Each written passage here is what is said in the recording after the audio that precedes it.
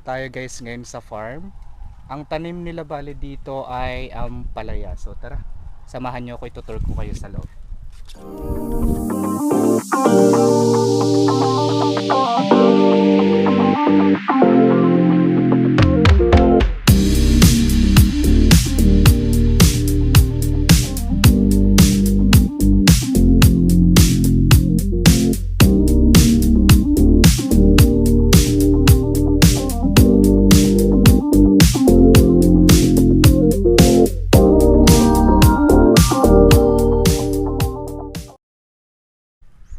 So bali hindi lang ampalaya yung tanim nila dito, nag-start na din silang magtanim ng sitaw. So eto na guys yung mga sitaw nila. Ilang araw bago lumaki? Full grown? 45 days.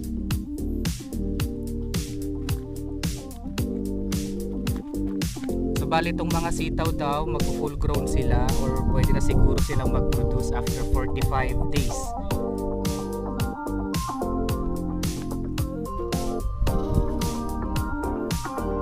So ganito lang ang ano nila dito sa bukid guys. So bali ang pinaka nagsisilbing pahingahan nila is ano lang, nasa puno lang ng mangga. Ito po.